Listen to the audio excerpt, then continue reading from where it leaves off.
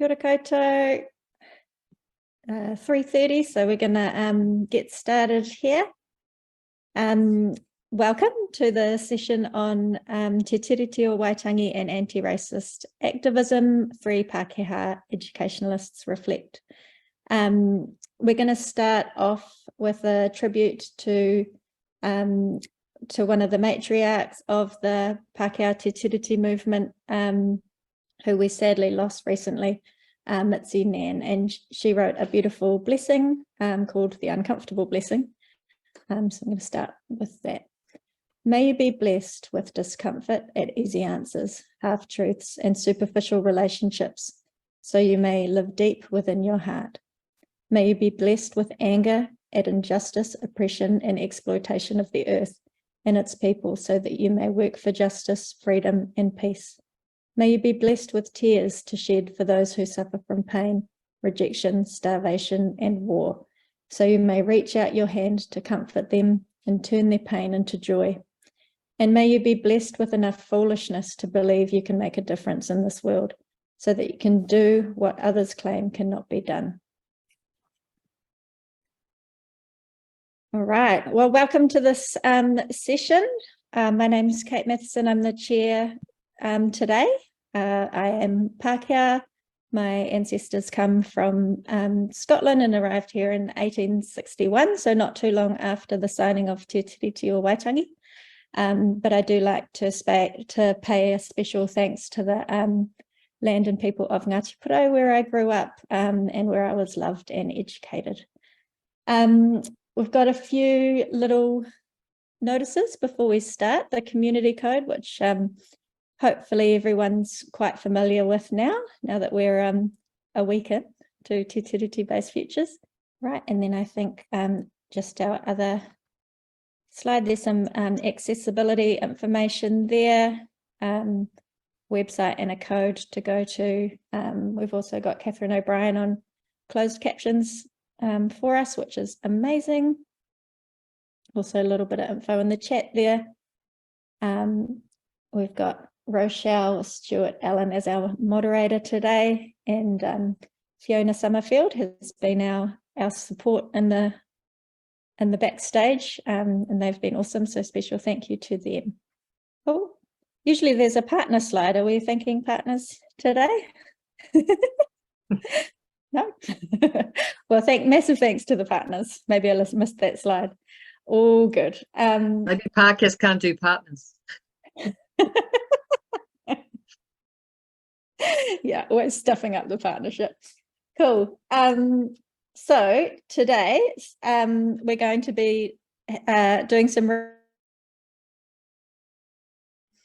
active and passionate members of the Pākehā community. And I say Pākehā community because if you listened to Max Harris's address yesterday, the State of the Pākehā Nation, which is awesome, and you should listen to the recording if you're interested in this topic. He talked a lot about the importance of acknowledging our Pākehā community and our culture. So starting off on that foot, it's a real pleasure to host this discussion with Catherine Delahunty, Alex Barnes and Emily Beausoleil.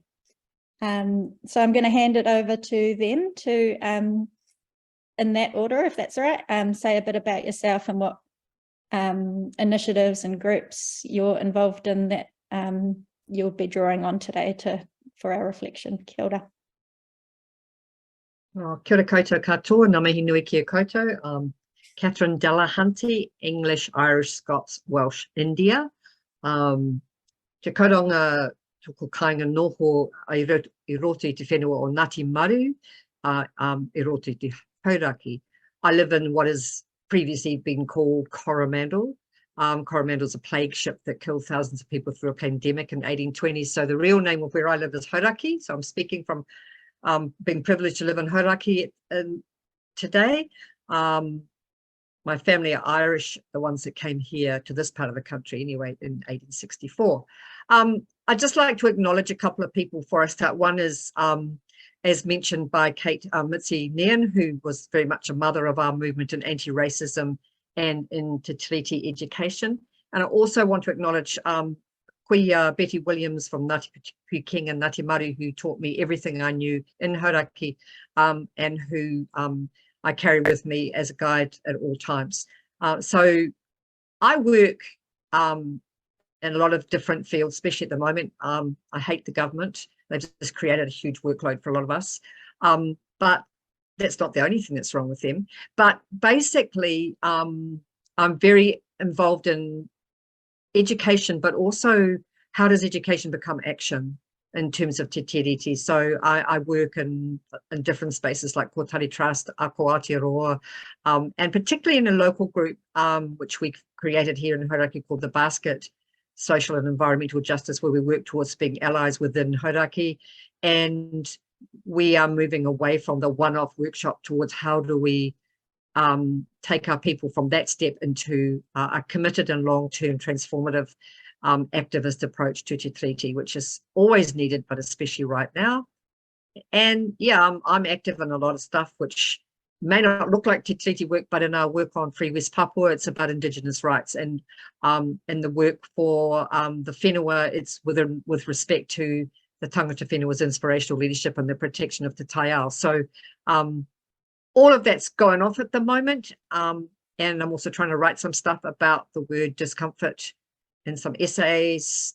I like to do a bit of writing for tangata and stuff, but I'm just excited to be on this panel and to be with younger people who are going to be carrying this work forward through the generations, because tangata whenua have always done it, but now I can see ahead there are others of my culture to do it. Kia ora.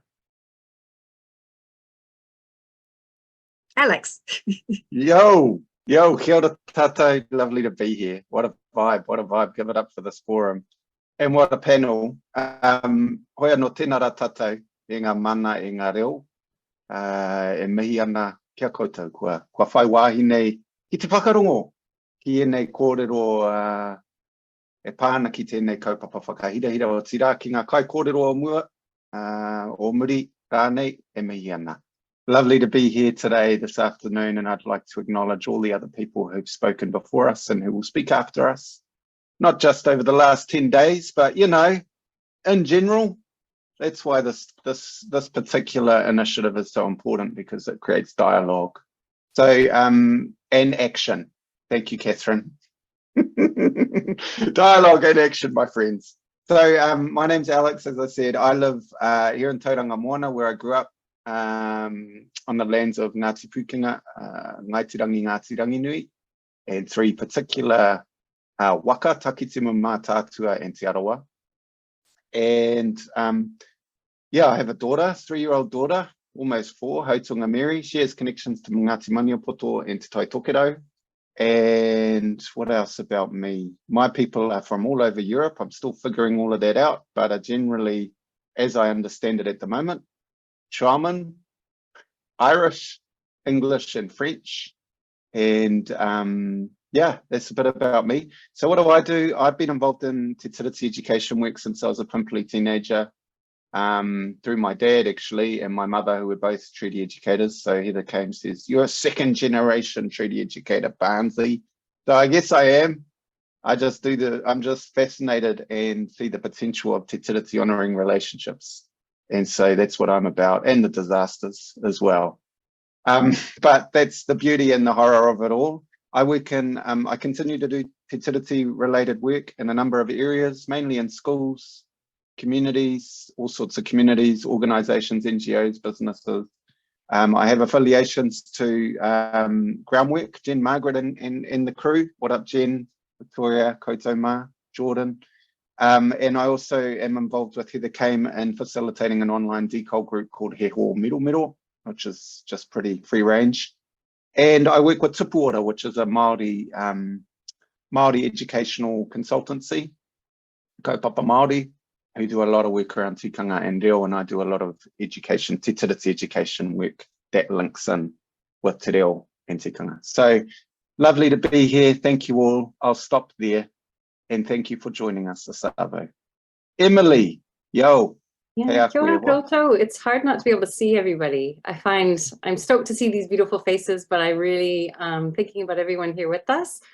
Really wanting to acknowledge, well, Kate, Fiona, Rochelle holding it in the back and holding up front, Kate, doing so much work to get us ready, but also thinking about all the organizers, all of whom are doing this voluntarily, just so many incredible humans that bring all this together. It's been so well wrought, and this is only one of many, many, many of these events within this incredible series that makes all of this conversation possible. So thank you everyone who's behind the scenes. We see you, we really, really are indebted to you and the work you're doing.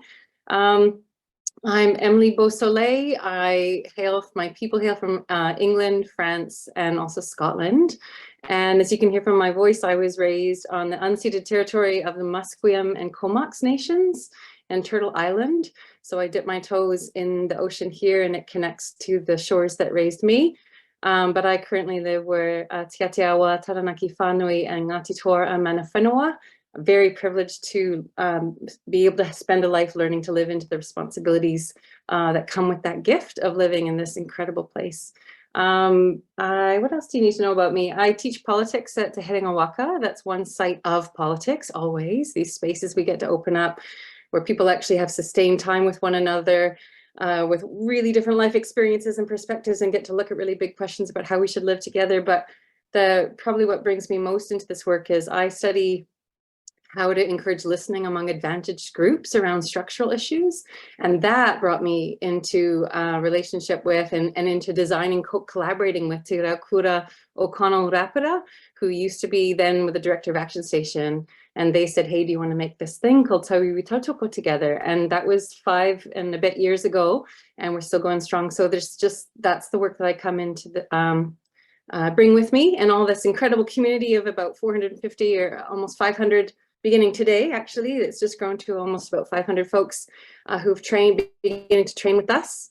And that work is about really growing a community of Tauiwi Pākehā and Tauiwi of the global majority. You might have heard Lincoln Dam earlier today talking about that work of how can more and more of us become equipped, confident, and active, continually active in addressing anti-Māori racism as part of a positive future, a Te Tiriti-based future, and being part of that movement.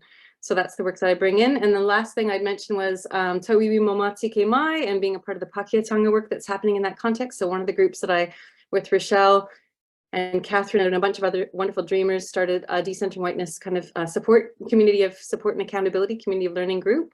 And that's another community where we just keep the conversations going and try to carry the burdens of educating ourselves by sharing what we're learning in those spaces. So kia ora, it's great to be with you all. And thinking of who I want to acknowledge, I just want to do a huge shout out to Te Raukura, of course, but also Veronica Tawhai, who has radically, through working with her and learning from her, has just really changed completely how I see where I am and what the work is for us.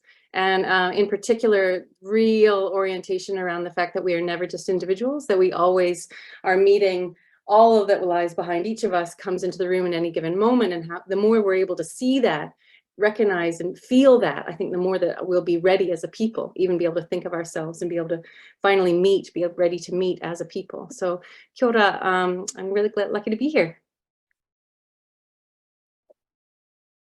Kia ora, awesome. Thanks everyone for your introductions. So you'll see we've got a pretty cool panel with quite a range of experience. We're going to start off by reflecting back. And so Catherine gets the honours of that. We had a bit of a kōrero about how Pākehā Treaty Education's been going for quite a while now. But have we actually changed anything? How's this evolving? Yeah, can I hand that question over to you to start with, Catherine? Yeah, kia ora. I wouldn't call myself the first generation. There's about 4 generations in the movement, and actually Jenny Pickering's doing an interesting PhD on this, on the different generations in the movement, which is of course not just Pākehā. And in fact, I'm only speaking today as part of the Pākehā movement, but it's actually the demographic has shifted, which is one of the things I wanted to reflect on. But just a couple of things that have changed in the time. So I suppose I got involved in the late 80s. And in many ways, the first generation, they grew up in a strong accountability movement with Ngā Tamatoa. relationship with Ngā Tamatoa and others. And anti-racism was always central to it, as well as Te Tiriti of Waitangi. But there were some things then that when we were teaching or trying to encourage activism, did not know much about to focus on. And I see real change around, for example, context and our content. So many of us, naively and without nuance, started teaching about Te Tiriti as if it started on February the 5th or February the 4th, 1840. And in fact, one of the gifts of the last decade or so is the recognition of what went before, and how now you would never start there. You'd start with 1800 from the first He Waka Minenga, 1808, the awareness that what happened in those critical 40 years that built a relationship between the British Crown and Tangata Whenua, and how Tangata Whenua then created He Whakaputanga, and how He Whakaputanga, something that I had not heard of when I started teaching, is so central to what we do. And I've just listened to the awesome Te Tiriti Futures webinar with Margaret Motu and Witi Ashby talking about He Whakaputanga me tuakana Te Tiriti me teina, and just how much that's now influenced us and the way that it's been done, which has been so helpful. And as always, these changes have been led by Tangata Whenua, and ours is to listen deeply and to follow. And what they've led was through Ngāpuhi Speaks. And I just want to mihi to everybody that was involved in the kōrero around that context around Te Tiriti, who spoke about it and who have the whakapapa to it, and also the people that recorded it. So that it was at Ngāpuhi Speaks is now an available documentation of that amazing kōrero that led straight from 1808 right to the fact that the Waitangi Tribunal in 2014 acknowledged that sovereignty had never been ceded. And I think that was a gift to the Pākehā Treaty movement that we received, as we keep receiving gifts from Tangata Whenua around that particular change, recognising the real documenting his history, the real oral history, the real context of Te Tiriti, which makes it clear that this nation would never see, these nations would never see their mana or their rangatiratanga. One other thing I really want to shout out to as a positive change for the education process over the years is, and I'm speaking for myself here because this is just how I've changed what I do, but I see it in others as well, but people don't have to agree, is that the importance of the work that Tina Nutt has done around the doctrine of discovery, and how when we look at the doctrines of discovery and the depth since the Crusaders of colonization and the rationale, the justification of the utterly violent process that took place from the West out to the rest of the world that they decided to attempt to colonize, and how that evolved into the 1700s into white supremacy. It started off as Christian supremacy and has now evolved into white supremacy, and we're still in white supremacy as a phase, in my opinion. And I think that Tina's work is really helpful, because for us in this country who are brought up with Captain Cook shoved down our throats from the day we were at school about the greatest navigator in the world, blah, blah, blah, as if the Polynesians didn't know more than he did.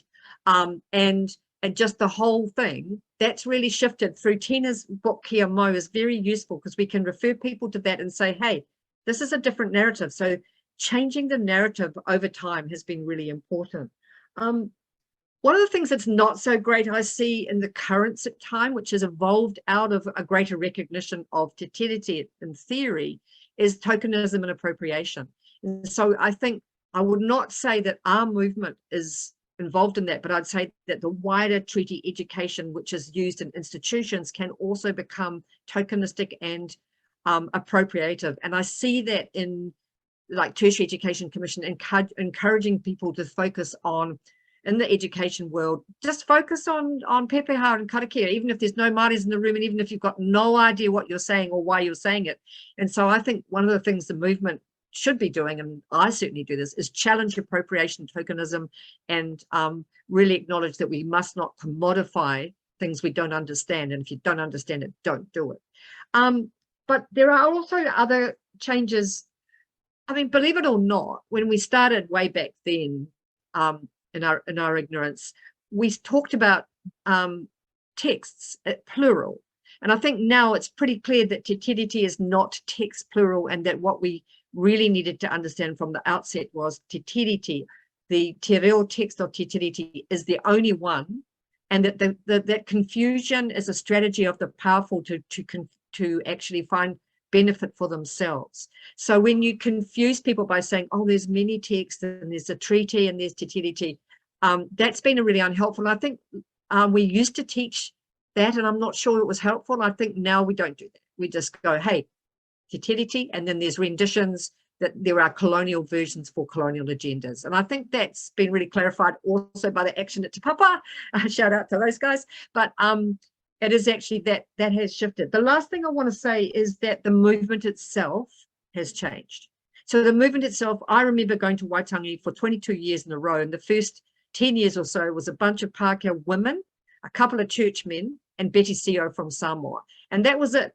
And now the movement is multifaceted, and there are many other cultures in Pākehā, and they have their own relationship with tangata whenua, which they don't want us to mediate. And there's a really change in the demographic, which reflects the demographic change of Aotearoa, but it's still centered on he whakaputanga me te tiriti, which is a great thing. And I really welcome that fact that it's no longer just Pākehā. So Pākehā, we feel the responsibility for what our ancestors did and what we benefit from. And we have a different experience than the global majority because they experience imperialism and racism through their whakapapa and through their experience. But we still have much mahi to do. But we are not the only game in town, and we need to always remember that, because our tendency towards dominance is almost genetic. So yeah, we got work to do in that space, but it's a positive and exciting time, as well as a terrible time, as Alex said. But I think that's enough about the history, because there's a lot that other people could say. I'm just talking from my limited experience and my passion for this work. My greatest passion for this work, though, is not education. It's when education transforms people into having the strength and confidence to act in community and in challenge to racism and te tiriti. Kia ora. Kia ora. Emily or Alex, do you have anything that you want to add to that before we move through time? I wanted to say something briefly, Emily. I just want to acknowledge Catherine and all of those other people that and Kōtari in particular. Grassroots, flax roots, however we want to call it, people who give a crap and who worked intentionally, who'd been around for a bit and worked intentionally with younger people to mentor.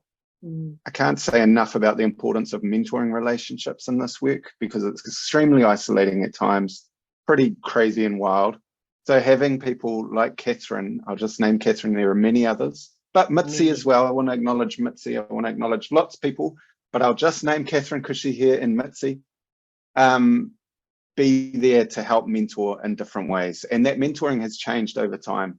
And I think that's been healing, actually, as well, for a movement that is constantly up against some really violent stuff. Sorry. But no, I'm not sorry. No. So I just want to acknowledge you, Catherine, and say that, and then I'm going to put myself on pause. Emily, you've joined a bit more recently. Any reflections on? Oh, I'm really glad you mentioned that, Alex, and actually that intergenerational mentorship, and across all our generations. What an amazing thing to make the most of all the differences across generations, what we're seeing and what skills we bring, what passions we bring. But yeah, I was curious too, if Alex, growing up in second generation, you personally witnessed, and just curious what else you might have seen. And I was curious from Catherine, if there's something about the relationships between us that might be different in this moment. I guess I really feel this need right now to grow our sense of community, not just how many folks are active and a part of this and feeling the numbers, but really the quality of community. And it doesn't mean all being the same or even having the same forms of action. It means actually really valuing all those differences and working across, but being feeling the relationships, I guess, the webs of support that come from that, feeling stronger in spaces where we're isolated because of that. We know that's behind us. And I just wondered if there's anything you've observed about that, whether across time or now. Alex, do you want to say something? Yeah, you can't do that, Catherine Delahanty. Oh, because I only did that because I always have something I want to say. But what Emily's raised around the relationships within the movement, I guess I've been around it for a while and recognized that part of being in a minority or a marginalized group is like no one really likes you. And I suppose when I was in Parliament, this was very obvious as well, is that people don't trust, our own people don't trust us when we align ourselves with tangata whenua. And sometimes we don't trust each other because, we have absorbed that idea that as an individualism being pernicious in our culture, we've absorbed the idea that me as an individual being right means you're wrong. And so it is a challenge. It has been a challenging space because we've been trying to work in a hostile environment, and we also have enormous privilege. And so we can choose. And I see in our movement people going, oh no, I can't do this anymore. I mean, it's like actually listening to tangata whenua. As someone said to me just the other day, who I'm working with in Hauraki, who's tangata whenua, was like, well, we don't have the choice to go off and work in an ashram in France. We've got inherited absolute whakapapa-based responsibilities that have been handed to us. And then you guys are like, oh, you're too tired or something. So it's kind of like this constant, we need to support each other to do this work, because we can't necessarily know that our children and our grandchildren are going to take it on, because our culture is not structured at this point in history. Western culture is not structured around passing on. It's become very much, I choose to do this. And I think that's problematic for us. So we need each other so much, as well as we need to continue our accountabilities, strong accountabilities to tangata whenua, rather than center too much on ourselves, if that makes sense. Kia ora. And Max had a great quote yesterday. I'll find the author and put it in the chat, but about how we need to realize that this shit's killing us too, if only more softly. Emily, did you have anything to add about the relationships that we have with each other? Because that's a space that I feel like you've worked quite a bit in and thought about. I feel really kind of like the interloper today, and like I am the baby of the group, and I have my notebook ready because every time these two speak, I'm like, seriously, so lucky to listen. So I hesitate to describe, this is but I guess in our really, at least within our practice, what we do is maybe a little bit different than other Te Tiriti groups, where we're kind of like a next step. If you have already been conscientized by the amazing work that people like Alex and Catherine and many others are doing, and you want to take action, here's one kind of action we can take, one among many, many, many actions to address racism and bring forth a Te Tiriti future. But as part of that work, we don't just train, but it's about an ongoing practice, like continuing to show up. In fact, if you're doing it for your own benefit, I would say this is a word of caution in general around Pākehā. I hear that's what Catherine's kind of alluding to too. Like we sometimes learn and think that's the work, and actually, no. It's part of my journey, and I really benefited from it. It's like, oh, what are you going to do with that? What are you going to do? How is it going to show up in changing the conditions of our lives, actually? So that's what we really call people try is to create an environment where we really feel that community enough that people want to stay. Like it creates a kind of irresistible, it's meaningful, and you feel like you're supported, and it's fun to come work together, get ready and hone our skills, so that when you're in that ugly stuff, it's actually, first of all, we know that through the practice you build resilience. You stop taking it personally when you're addressing racism as it comes up. It starts to actually have less effect on you. You get braver. You've got the skills more at the ready, just like any martial art. You kind of through doing is all. It's like just keep learning through practice. Learn through the imperfect practice. Always imperfect. But just keep honing this. It's very muscular, this work. So I think, how can we keep people to get people to stay longer because of those dynamics of dropping out? And it's not just. I was thinking about the dropping out. That question.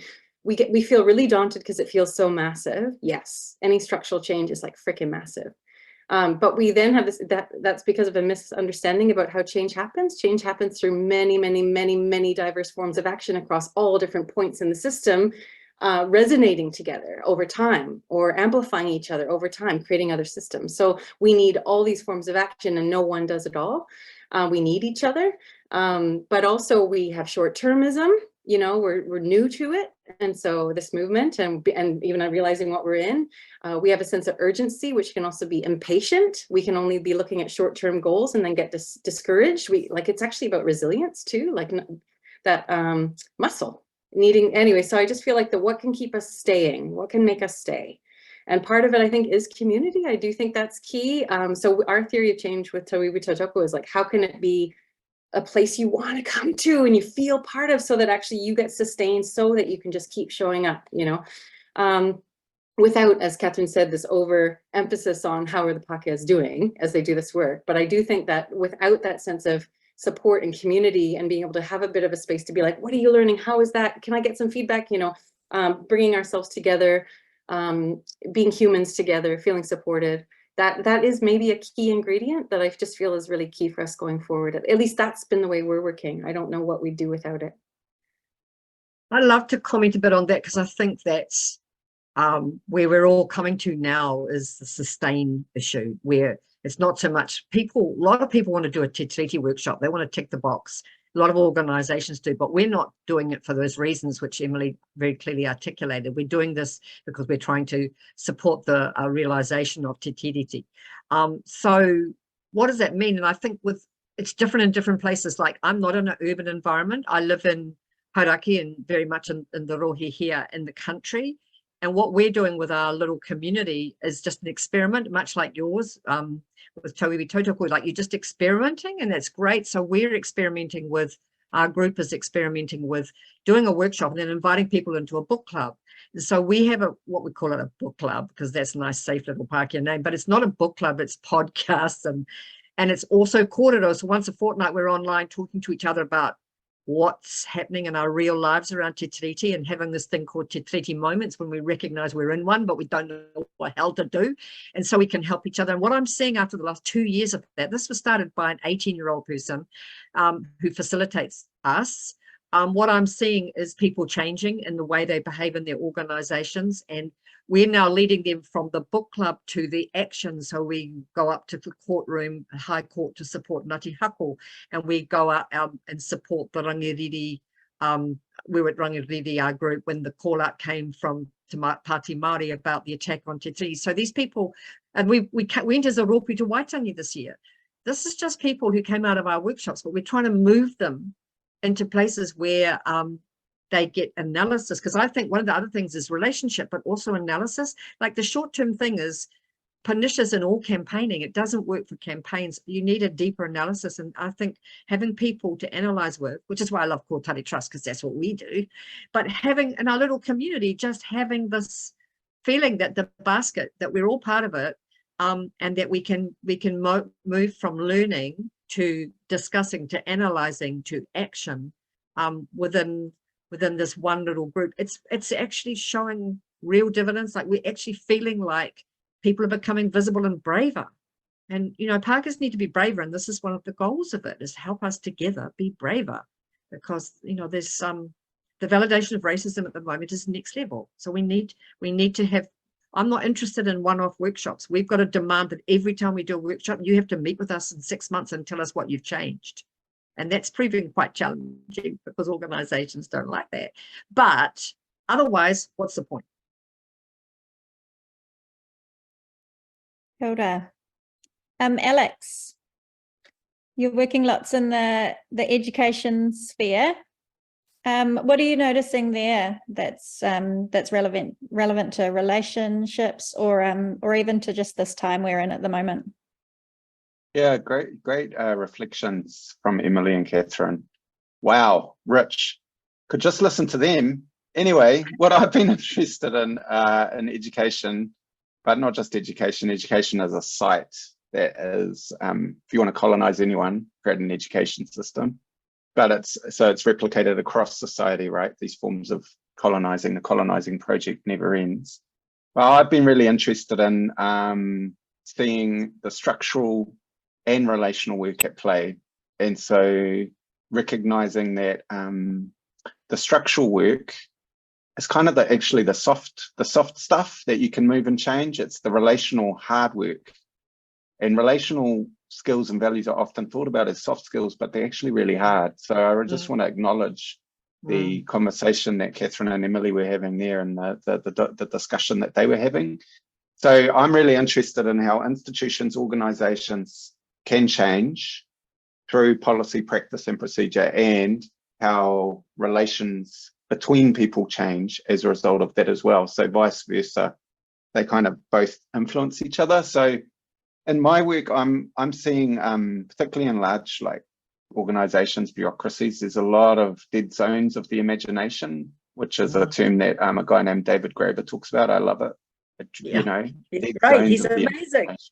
He's next level, man. He's awesome. And so that reminds me of again the lovely blessing of Mitzi, and also the calls from Moana Jackson, the late great Dr. Moana Jackson, and those internationally like bell hooks, that we need to reimagine, find new language, find new orientations, find new actions.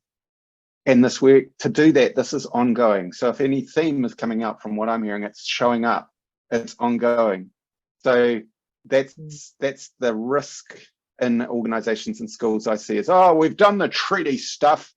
Now we're going to move into culturally relevant pedagogies, you know, and oh, tick, tick, tick, tick, tick, because that's the way institutions function. And so this, I'm also pushing back against these kind of one-off situations, because it's just so frustrating. So I'm always looking for new orientations, new language. And, you know, one of the pieces of language that I've been really interested in is the use of love, coming back to ideas of aroha and love. And before we came on, Catherine was talking a bit about how aroha has been used in previous sessions, and the work of Sarah Hopkinson, Emily, others talking about love in this work. And love, not as this nice soft thing. I mean, that can be love, that's great, but also like a loving critique, you know, which D'Angelo Paris talks about, a loving critique, which is a bit like what Catherine's doing with the book crew, and He Miro is doing, and Tauiwi Tautoko are doing. It's a loving critique. So we can be together, have trust, build the trust with each other, and also critique as we go.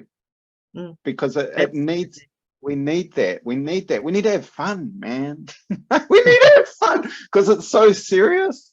Let's not take ourselves too serious, but it is serious. People die because of this crap. So, but we also need to find places where we can just turn up who we are, but it's also not therapy. So, you know, if you got therapy, you need to go and. So in my work, I'm constantly having to warm people up and give them a lot of boundaries, because sometimes it's a bit of an emotional mess. And so I'm reminded again of Dr. Ingrid Hugin's work, another great mentor in the movement, you know, who talks about emotional readiness, being emotionally mature. And for me, the other thing I'm seeing is accountability, the issues of accountability. And Catherine talked about this a little bit earlier. So we talked about, we didn't use those terms, but accountable to each other and accountable to tangata whenua. And there are multiple ways of being accountable. There are multiple ways of showing up, if we're to use showing up as another way. And so I'm fascinated by forms of accountability, because that's what in my PhD, which I finished last year, I saw a lot of, as Dame Joan Midge talks about, talking past each other. Terms like accountability, transparency. You know, I want you to be accountable and transparent. Well, what the hell does those terms mean? You know, when you're working cross-culturally with different politics, different interests, those terms become very, they can get lost in translation literally. So I'm interested in notions of accountability and these notions of collective organizing, because those are things that tap into the how. And there's a lot of people asking me, I want to be involved, but I don't know how. And you can just see from this discussion, there's heaps of places where you can practice your how. So let's break out of the oh, I just don't know what, you know, we need to actually do a bit of homework and connect, intentionally connect, and be a bit freaked out, be a bit weird, because it is a bit freaky and a bit weird. But, you know, the sooner we're better at being like that and just acknowledging that and being humble with that, I think the better we can be collectively. So yeah, I'm quite interested in accountability and structural change, and also relational justice, relational change as well, because I see those two things as really important. You can't just have structural justice. Structures are made of people, and if people haven't got a relational ethic, a way of give and take, then your structures are hopeless. You know, you can do all sorts of stuff, but you need some kind of energy there to fuel it, and that is about imagination for me, and creativity, because it's too easy to just be in the head. Got to have heart, got to have hands. Who came up with that, Catherine? I don't know. Is that an Irish thing? Head, heart, hands? I don't know. Oh, we do that at Kotari, but yeah. Oh, there you I always go. say when people don't know what to do, I say, well, give money. One thing Pākehās have got, not the young ones, but other people, got a heap of money and a heap of secure income. You just look around your community. There's so many projects. Give some cash. You know, like there's nothing. You want these people to trust us. You need to show up with your checkbook, because not that we have them anymore, but with with your ATM card, whatever. Because there's a need for a transfer of resources here. I'm really interested in land back conversation as well. And I think we need to start having land back conversation as part of, as well as Mātiki Mai Kōrero and all the things you said, which I totally agree with. I think we need to have a land back conversation and stop people from panicking to think that, because, you know, when you talk about land back with Pākehās particularly, they're like, oh, someone's going to take my house, rather than actually, what are other ways to conceptualize land ownership? Because this country wasn't built on private property rights and capitalism, and that stuff doesn't work. So although I agree about relational, also structurally just don't think capitalism will ever deliver. You can have a whole lot of lovely relationships with the capitalism, but it's never going to get outside the middle class because it's based on oppression. So I'm really interested in kind of how you combine the best of relational power with the best of structural critique, and actually changing a system. Because you can have systems. I mean, I know a lot of lovely people working in the academic system, and they're all more qualified than me, you two being fine examples, but it's actually the system grinds on, just lovely individuals. And so it's that combination, because I also believe in leadership, and I really see, I mean, Moana showed us how much one person who lived and breathed his whakapapa and all the people he brought with him, how much you can do and how much you can inspire. But yeah, give some cash, people. Can I? Stuff going on in your community. That's an easy to do right after this. It's not one. But I think Alex, you're making me think about one thing that we've discovered over the years is leading with. You made me think about a million things, as you always do, but one of them was, first I want to shout out to How to Talk to Your Racist Uncle.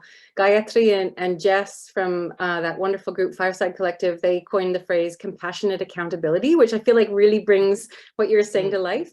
And their approach, translating transformative therapy into an anti-racist practice, is really connected to the approach that we have in Te Wewito Tuko, which is really about what did you said, love-based accountability. I just really love that. I just wanted to share with you what we found about that as highly strategic. So not just maybe what's called for, but really potent in terms of effectiveness. So we know that most forms of activism, when we're trying to force change, again, we need all kinds of action.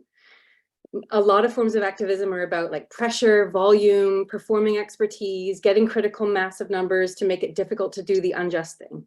But that won't necessarily massage and open and change really entrenched views. In fact, what we know is without other kinds of action also at play, those views go underground until they can pop up again, like we see today, right?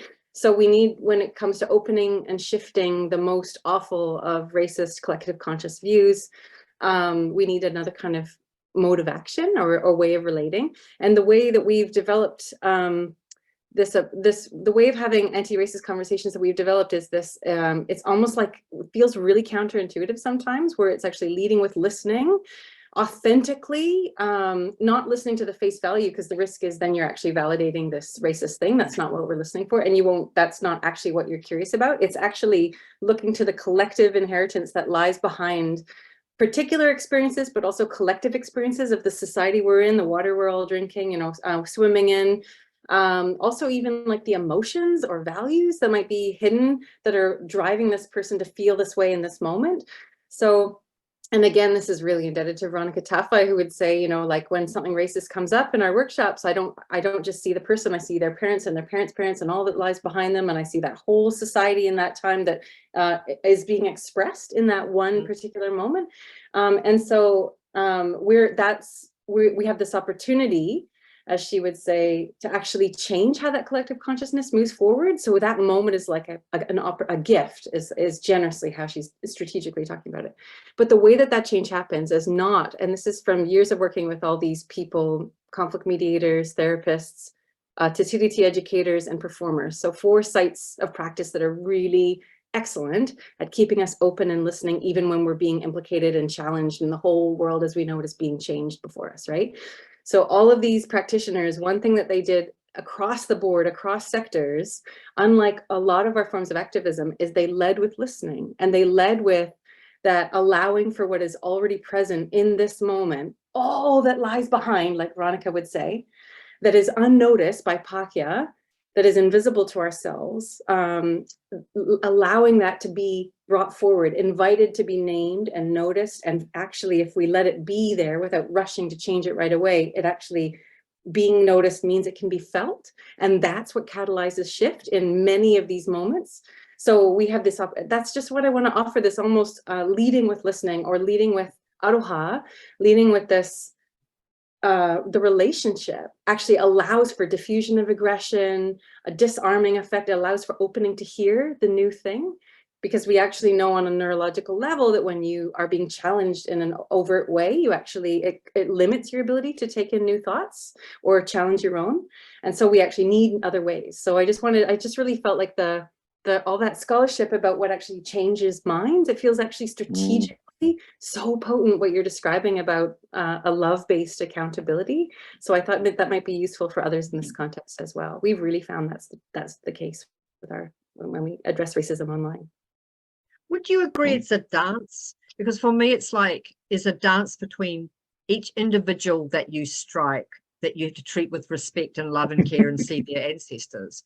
And then there comes a moment sometimes in our communities or our educational situations where somebody can suck up a huge amount of energy by trying to debate with you about their racist views or their ignorance, which is always comes from those places. They just don't know anything, but they feel very entitled. And I feel like one of the things, I don't know if there's any research on this, Emily, but one of the things that make people shift is actually almost a whole lot less relational, but it is about relationship. That if the group has moved and I'm no longer, I either have to leave the group or I actually have to start realizing that this is a serious issue for our group, and I'm going to be, humans hate to be isolated. So, you know, I think sometimes, like I just had a situation recently where I saw this person, I thought, no, they're going to soak up the whole room, the whole day. And when they said something really outrageous, the rest of the group was so shocked. It was good that they said it, because the rest of the group were like, oh, actually, this person doesn't really belong in our group. And so I know that somebody has to want to be with that person. But sometimes for the sake of groups, because I'm not individual focused, I'm focused on collective change. And I'm interested in how do we make sure that people realize a shift's going on in Aotearoa. And I see it amongst young people at Laneway, they all chanted, fuck David Seymour on a Te Tiriti at Laneway. Like, that's good. So it's like, how do we both honor the people in there and shift them, but also make sure that these people who are sobbing about their own feelings or sustained racism when you're trying to actually do education don't get to dominate, and you don't end up in a dialogue with them, because I'm not going to spend hours and hours and hours being in dialogue with them when I've got a group of people and I'm trying to stimulate the collective to realize you want to be part of this. The world's changed, and that doesn't have to be hostile, but it needs to be firm. Like Veronica taught me that if someone cries in her workshop, she kicks them out. And I'm like, well, I'm really tempted. I have said at the beginning of my workshops, don't do that in front of tangata whenua. You know, this is not about you. And so we don't want to have you sobbing about other people's historical pain and current pain. it's not actually helpful. And it's like, we have to look at ourselves honestly and know how much we want focus to be on us and our feelings.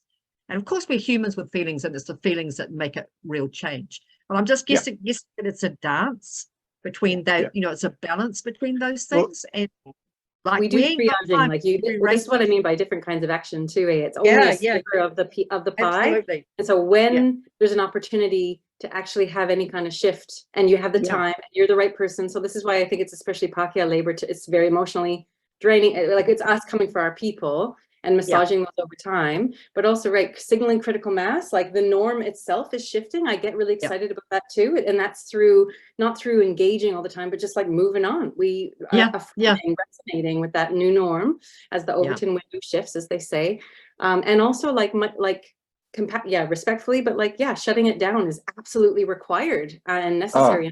So we're not only a little sliver of that pie. When we see it. I'm with you what you're saying. Awesome. And sometimes in the dance you get your feet bloody trodden on, or you're out of rhythm, man. Like, sometimes it's a bit unco. So, you know, the dance is always the wild thing for our on moves, the dance floor. What is the Pākehā dance? You know, you ask Pākehā what our song is. What's our song? And then we're all going to panic because none of us can agree on it. I mean, how many times have you that's something, Catherine, do you think that's something that's changing? I feel like there's another group called Gathering at the Gate, and they're doing some beautiful work. And also, what's the one with Lillian Murphy? There's another group that's actually doing some great work of even like, what are the songs? Like, again, like you noticing your own culture and bringing it alongside rather than presuming to be the neutral context in which we're all meeting. So I'm excited. That muscle's getting better, I think, about the songs. We had songs in the 60s, right? So we were like, you know, we shall overcome, blah, blah, blah. But young people just look at us in horror. Alex's generation would be like, oh my God. And then they just play us something off a bloody, you know, they'd play us this, what was a CD then, you know, so it wasn't that they would sing, they would, you know, and so we would be like, well, what the hell are we supposed to be singing? So I'm looking forward to hearing Gathering at the Gate and anything else that brings through the music of our cultures and because Pākehā songs, it's a real problem. I'm sick of people appropriating waiata because we don't know what to sing, and I think I actually wanted to raise this. Another thing I'm noticing is that on the one hand, the great normalization of te reo, even though it's under attack at the moment, and how non-Māori, particularly Pākehā, are picking it up with vigor. And this is coming back to what you were saying too, Catherine, about tokenism. And I'm seeing that a lot in organizations. There's a real fear from some of being tokenistic. And I'm saying that's good. There's intelligence in that fear. It's like the paralysis idea. There's actually intelligence in the fear because they don't want to keep doing the stupid stuff, or, you know, the stuff that continues to marginalize. But I am interested in talking more with other Pākehā Reo Māori speakers about, and I've been doing this for about 15 years, trying to build a community of Reo Māori Pākehā speakers to talk about issues of accountability, to talk about, e aha tēnei mea te koha, ko ako nei mātou I te reo Māori, me pewhia, ko mātou nei koha ki te ao Māori. So I'm kind of fascinated by that. And there was a shift, Catherine, am I right, in the 80s? It was like, don't learn te reo, it's for Māori. And in some ways it's kind of going back to that now, where we've got a lot of non-Māori taking up Māori courses, and some Māori are getting pissed off about that. So I think there's some real stuff we need to sort out there as well. I'm just thinking of something I've been noticing around. That's so true, Alex. And you've always said this, and I think it's important that you do, because you grew up with te reo and the rest of us older people who didn't. But I think it's situational. So like there are situations where absolutely we should not be taking up space. And Moana was always very strong, Moana Jackson, on don't speak te reo in front of Māori who've not had access to learn it, because all you're doing is rubbing it in our faces. And I think that's still a sensitive issue, and I think it's still challenging. At the same time, how do we understand what people are saying? We understand it by respecting their language. So there's so much in what you're saying. It's very situational. There are questions, Kate, like one question we've got. Somebody asked us about examples about things actually changing about after 6 months. And I guess others might have examples, but I see people getting braver, like going to their workplace, people from our group going to their workplace and setting up te reo, or not. I actually always tell them, don't do that. Set up te treaty discussion, actually talk about power and authority. And so people, I'm seeing people who would never have done this before now being prepared to go on protests, now being prepared to go and talk at work about what they're experiencing, standing up for stuff. So I do think, and some organizations are changing. Some organizations have stood up to the government and refused to accept their position. So yeah, I think, I mean, it's a tiny, probably pointless example, but when you look at, you know, TVNZ has refused to back off the reo, despite the change of government saying, no, we don't do that, but we do. And whether that's the right thing or not, which is Alex's point, I think people are becoming more willing to stand up and take action. And then we have to learn all about bystander risk and all that stuff. But yeah, what do you others think? You see changes? People being through. One thing that I got excited about was learning about what happened at Stats New Zealand over the last few years. And they, when you think about we were talking about the limitations of the one-off, well, they committed to every staff member over 3 years learning. The first year was about Te Tiriti and colonization. The second year was Tikanga and Te Reo, I think. And then the third year was future focused, working with the Pakeha Project and other things about how do you and notice and change how whiteness is centered in what we're doing. So the whole of Stats New Zealand did this whole collective, I'm using that language, but they actually together went on this massive 3-year journey. And no matter who's in government, there's continuities there. There's like tectonic plates of our public service. And you hear about people in like health and justice and education too, in the public service, who are like, we have moved. I think that's a really exciting thing to remember, is whatever the rotating parliament is doing, there are some big things that have shifted. And I think even Catherine, when we were connected around another Action Station talk about Tawiwitanga, do you remember that a while ago? And I that was amazing. I remember you saying we wouldn't even have had this conversation 10 years ago, like Supercharger Tawiwitanga or something.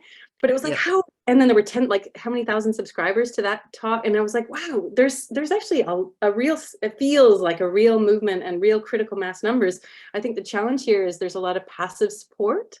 Like, I don't know how being brave, continually making imperfect offerings and learning from that, and knowing that they're imperfect and fraught always until we change the structures we're in. There's better and worse, but there's no perfect and there's no innocent, but there is better and worse, and we can learn as we grow, but only through practice and through sharing what we're learning.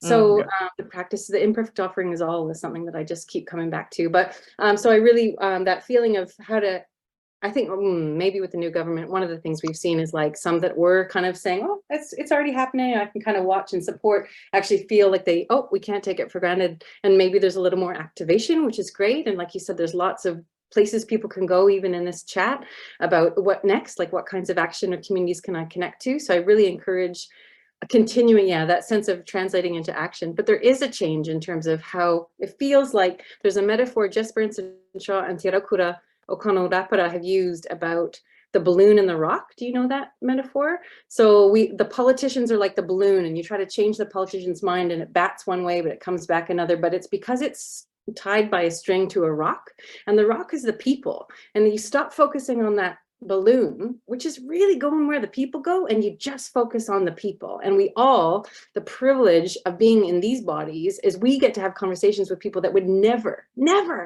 be able to have those conversations where they might listen. And like, we might, like, through those relationships, be able to actually get in. Like my partner, very tall, cis white guy who's hangs out in very different spaces than me, put his little button on. I was like, sweet, like tiny little acts in spaces where that's not the norm, and then the conversations that's possible, the new norms that are possible. So we're all close to those. We all know we're related to, we were those people. So I just think, if all of us can get a little more active, we might be able to activate what is, I think, the rock that's moved. Yeah, although I don't reckon that the politicians are tied to the people. I don't think they're tied to the people. I think that the politicians are tied to corporate and far right power. And I don't include all of the politicians individually as people, but I think structurally Westminster will never deliver. So Westminster can't deliver, but I totally agree with you that the focus should be on the people, because it's only them that will make change. It's only them. It's only us that will shift towards Mātiki Mai, which to me is the biggest challenge to Pākehā and our movement. And how do we respond to Mātiki, because we don't know how to respond to anything collectively. So, you know, that's our big challenge, is how to be collective as well as relational, you know, Yes. and respond to Mātiki, because they've offered up a wero, and where we at, people, we're still kind of arguing over our songs. So, you know, like, all of this work is important, but you know, we've got quite a bit to do. And We do. keep our energy strong, and to be brave together. So I really agree that on our own, we just, you know, it's not about white saviors, it's not about heroism, it's about getting up every day and making the Te Tiriti lens part of everything we do together. And I do think there is change happening with that. I think Emily's right. You don't get Stats New Zealand doing that unless there's been a considerable shift in the community. So even if we lose the referendum, which is possible, I mean, it's not going to surprise me if 50% of the country is racist, but I do think it'll be the manipulated question. And so it's a problematic thing. But I think our focus continues to have to be that hard work that Emily's talking about, that Alex is talking about, where you're working with people to understand how they are connected to something bigger and better, and more beautiful, which is he whakaputanga me te tiriti. But yeah, work to do. There's one last thing I really would encourage. We need to own the narrative of unity and togetherness. We need to get in front of that, and we need to own it right now. We need to tell those stories, love stories of how Te Tiriti is how we all have a place to belong. It brings us all together. We all need to tell that story, because it's going to be weaponized. It already is. And it happened in Voice to Parliament. So a key lesson from that field is they got that first. We need to own togetherness, unity, harmony, all having a place to belong is through Te Tiriti o Waitangi, and telling that story, our version of that love story, as we go out there. Word. Love and power. Let's talk love and talk power. We're out of time, because you know, Pākehā like to talk. What a surprise! For corralling us. Oh, sorry. But there is so much.